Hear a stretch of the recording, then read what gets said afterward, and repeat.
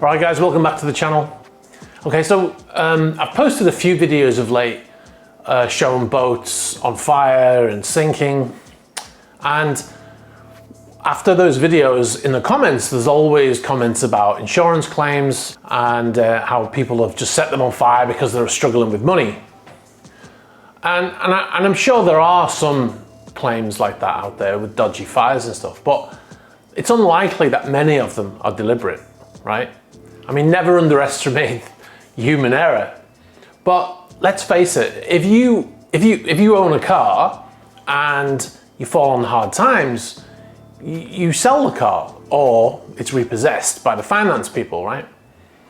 I mean, how many of you have set a fire on car because you couldn't afford the payments? I mean, it doesn't happen. And also, the reality is that you never get what your property's worth from insurance. I mean, just ask the owner of Yogi. He built a boat that cost an estimated 40 million euros. And then when after it sank, he got 13 million euros from the insurance. So he did not get a good result there. But in the comments section of those videos that I made about the sinking of Yogi, it was full of people suggesting that it was insurance. If you haven't seen that video, by the way, I'll put a link up here and you can go and watch it. It's been a very popular series, and I am planning to do a new one. Well, I've already started compiling it, but it's a massive amount of work, so bear with me. It will come to the channel in the near future. Okay, so let's talk about the kind of equipment we have on super yachts for fighting fires. So one of the things you need to know first is one of the most common places for fires to start is in the engine room. Obviously you've got a lot of fuel and you've got the generators in there running, there's extreme heat in there. Another couple of places where fires can start is the laundry. That's a very common place because you've got that excessive heat, very dry air. And another place is the galley. The fire protection protocols on yachts are governed by the IMO, or the International Maritime Organization. And it's like the United Nations agency responsible for the safety and security of shipping and the prevention of atmospheric pollution by ships and marine pollution.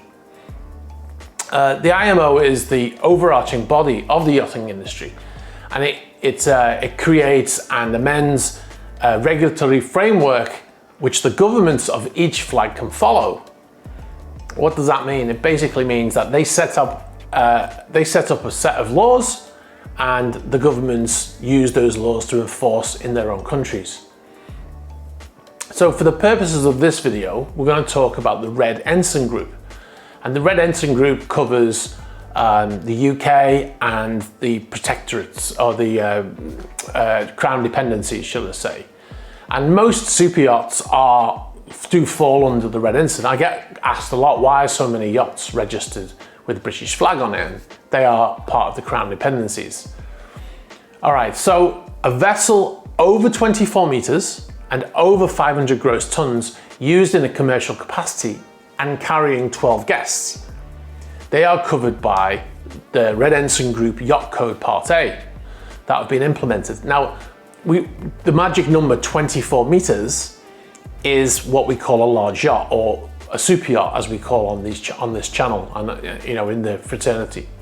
So for vessels over 24 meters and over 500 gross tons that carry more than 12 guests, i.e. between 13 and 36 guests, it's governed by the same yacht code, but Part B. So it's the Yacht Code Part B, also known as the Passenger Yacht Code. So the vessels in these categories, the amount of stuff that we have on super yachts to fight fires is incredible. So we have a fixed fire suppression system in the engine rooms, in the laundries and the galleys. Most of them will have that same system throughout the entire vessel. One of the most common sprinkler systems used on marine vessels is called high fog. It's an incredibly powerful high pressure system that creates a water mist that suffocates the fire by replacing the oxygen in the air with water vapor, and it cools the air at the same time, which obviously eliminates the fire triangle, which is what we talk about when we talk about fires. So the reason why this system is so popular, apart from its effectiveness at putting out fires, is that it uses 90% less water than a traditional sprinkler system. You've probably seen the sprinkler systems that you have. You have the little red thing, it's got alcohol inside, and then the heat expands the alcohol, breaks the glass, and it sets off the system. Well, the high fog system has a slightly different system, but when it activates, it creates this high pressure mist, and it uses much less water, which can become an issue for stability on a ship when you're fighting a fire. If the vessel doesn't have a sprinkler-wide system or a ship-wide sprinkler system, then you have to have everything that's fitted, like the carpets and the furniture and stuff, must be compliant with the Fire Test Procedures Code, which is a separate code, to make sure that that equipment is fire retardant. Fire retardant means it takes a certain amount of time before it combusts. So other systems on board that help fight with the fire is watertight doors, fixed fire detection system, which you must have, with a central control panel on the bridge and in the engine room. Also, fire screen doors, and these are all centrally controlled from the bridge. And we can also isolate ventilation to areas when we detect the fire. I know you might be thinking, what's watertight doors got to do with fighting a fire? But if you can isolate a section of the vessel, which is what we have, watertight sections, you can prevent the fire from spreading. As far as us, the crew, we all have basic firefighting certificates. We all have to go through training every 5 years. And the deck officers and engineering officers, they will complete advanced firefighting training.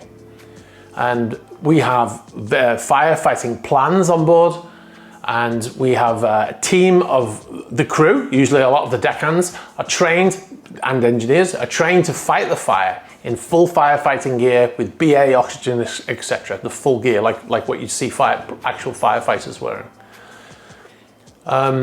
So there is an awful lot to it. And there's much more that I've listed here.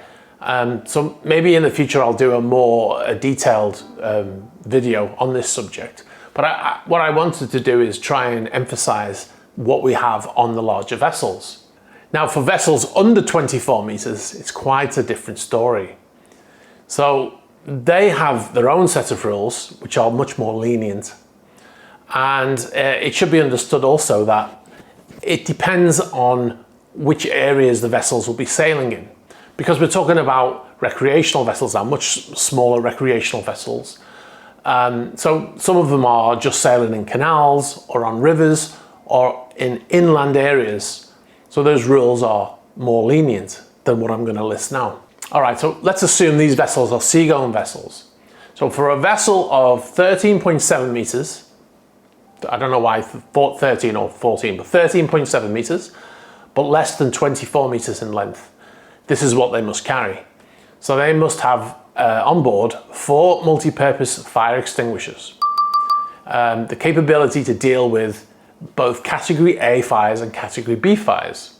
Well, what's a category A fire? That is a fire that involves solid materials, and category B fire is involving liquids or solids that will liquefy when heated. They must be of an approved type. You can also lose 2 of those fire extinguishers if you have a fire pump. And this makes me laugh. I don't know why it makes me laugh, but 2 metal, plastic, or canvas buckets with lanyards suitable for fighting fires. Lanyards so you can drop the bucket in the water, lift it out, throw it on the fire. You must have 1 fire blanket in every galley or cooking area where there is a fire risk. So just a fire blanket in the galley. So there's no sprinkler system on these vessels, potentially. They're not required to have them, let's say, anyway. But when you're building a vessel, you could have them fitted if you wanted. Vessels of 24 meters in length or over, but less than 500 gross tons, they must have 2 multi-purpose fire extinguishers, capability to deal with both Category A and Category B fires, like the previous section. A fire extinguishing means suitable for the capacity of the engine space. So it needs to have some sort of system to fight a fire in an enclosed engine space. This is assuming this vessel has an enclosed engine space. So as you can see, the rules for the non-commercial vessels are much less strict than the large yachts covered by the large yacht codes, or what we call super yachts, like I've said. Basically, commercially registered vessels have better protection than non-commercial vessels. Effectively, the larger the yacht gets, the more firefighting equipment it potentially has.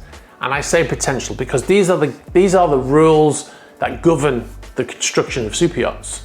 There's nothing to say that an owner says, although I'm not required to have this by law, I want to have the high fog system across the whole vessel. Now, obviously that's going to cost him more. So, and generally owners don't get involved in this type of conversation. They leave it to the yacht builders, right? So unless you are particularly interested in this kind of thing, that the guy just wants to build a yacht. It's like when you buy a car, you don't go into necessarily go into how they construct it and the crash testing, stuff like that. But obviously, if you've got a family, you want to protect them, then you can look at those crash test results online and you can pick the best vessel, the best car, sorry. There's no reason why a potential yacht owner could not do the same. Anyway, guys, I just wanted to go through some of the stuff because I see a lot of comments, not a lot, but I see a number of comments in the comments section where people are talking about yachts and saying that they're absolutely useless and they don't have any equipment on board. And that's just simply not the case. Now, like I said, if the yacht is under 24 meters, then it's quite possible they don't have great firefighting equipment on board.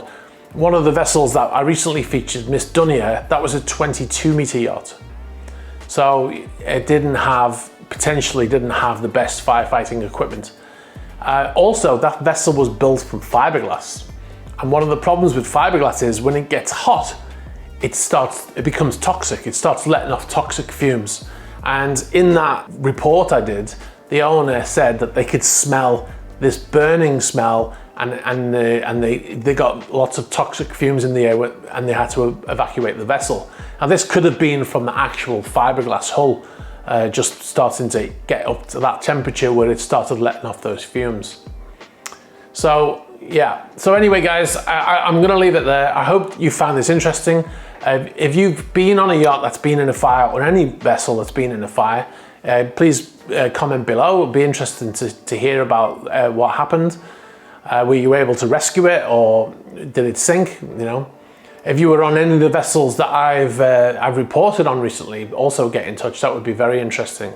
Maybe we can make a video about that in itself. So look out for updates from the Monaco Yacht Show and videos coming from a marina in the Med soon. All right, guys, thanks for watching. Bye-bye.